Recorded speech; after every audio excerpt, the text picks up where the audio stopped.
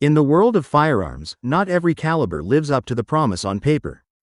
With so many options out there, it's easy to be drawn in by impressive ballistics, a flashy name, or that passionate recommendation from a fellow shooter who swears by a niche round. But once the novelty wears off, reality hits, and sometimes it hits hard. Maybe the ammo is ridiculously expensive, impossible to find, or only available in limited runs.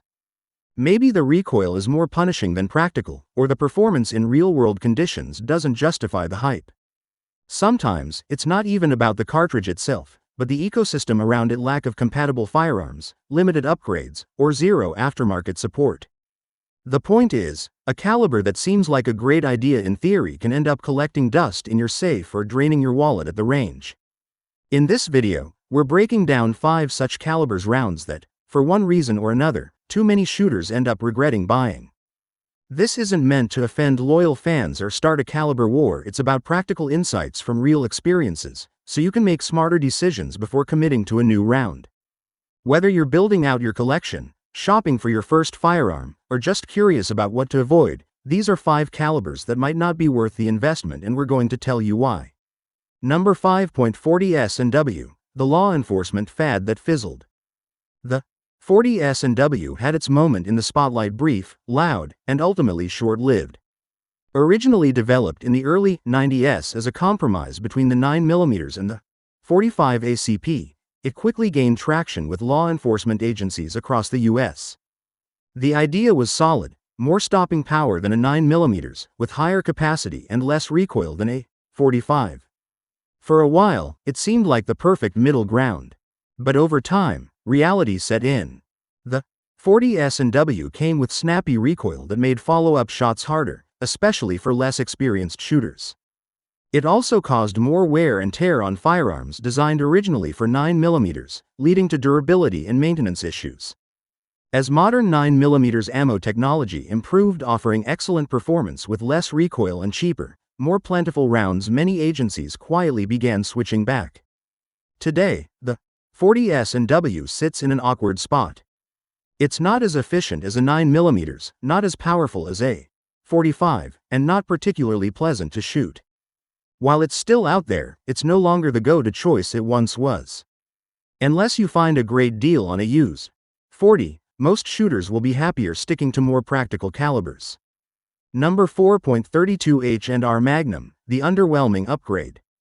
On paper, the 32 H&R Magnum looked like a promising step up from the classic .32 long, a round with better velocity, more energy, and the potential for modern defensive use. When it hit the market in the 1980s, some saw it as the next big thing in compact revolvers. But in reality, the upgrade never really lived up to the hype.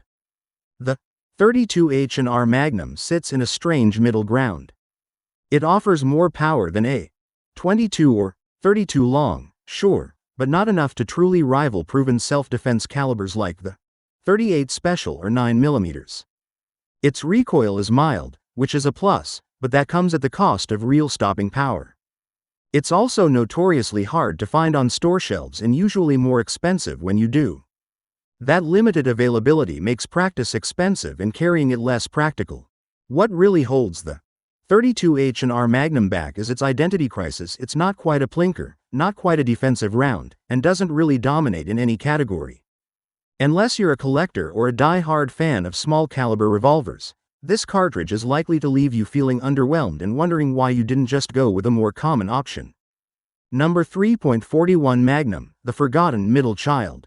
The 41 Magnum was supposed to be the perfect balance: more powerful than a .357 Magnum, but more manageable than the mighty .44 Magnum.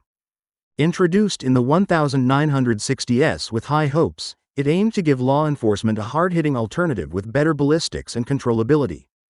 But somewhere between theory and reality, the 41 Magnum lost its way.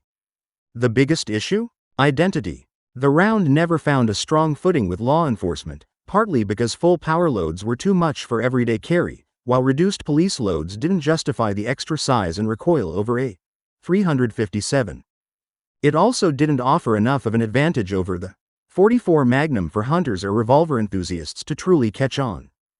As a result, it ended up stuck in the middle, too much for some, not enough for others. Adding to the problem is the limited selection of firearms chambered in .41 Magnum and the high cost and scarcity of ammunition. You won't find it on many store shelves, and when you do, it's not cheap. While it still has a small group of loyal fans, most shooters find themselves asking, why bother?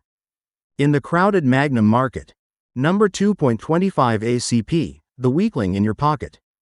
The .25 ACP was once seen as a pocket-sized solution for personal defense, offering more reliability than a rimfire .22 LR in ultra-compact pistols.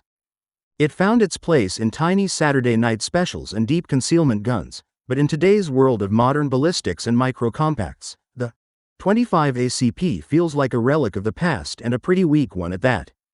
Ballistically, the .25 ACP leaves a lot to be desired. Its low velocity and small projectile offer minimal stopping power, even with modern ammo. In real-world defensive scenarios, it often fails to penetrate deeply enough to be effective, especially when compared to similarly sized 9mm or even .380 ACP handguns now widely available. And while .25 ACP pistols are small and easy to carry, they usually lack quality sights, good triggers, or reliable safety features, essentially sacrificing shootability for size. To make matters worse, ammo isn't as cheap or common as you might expect for such an underpowered round. You're left with a caliber that's weak, outdated, and not especially affordable. In the end, the .25 ACP might be better than nothing, but just barely. With today's compact firearm technology, there are far better options that actually stop threats. Number 1.32 ACP, the mouse gun that time left behind. Once hailed as a revolutionary cartridge for early semi-automatic pistols, the .32 ACP was the original choice for discreet self-defense over a century ago. Designed by none other than John Browning in 1899, it found its way into iconic guns like the Walther PP and Colt Model 1903. But while it once had a respected place in both civilian and law enforcement circles, time hasn't been kind to the .32 ACP. In today's world, the .32 ACP is outclassed in nearly every way. Its ballistics are modest at best, with low velocity and limited energy transfer. For personal defense, it struggles to meet even minimum penetration standards in modern ballistic testing.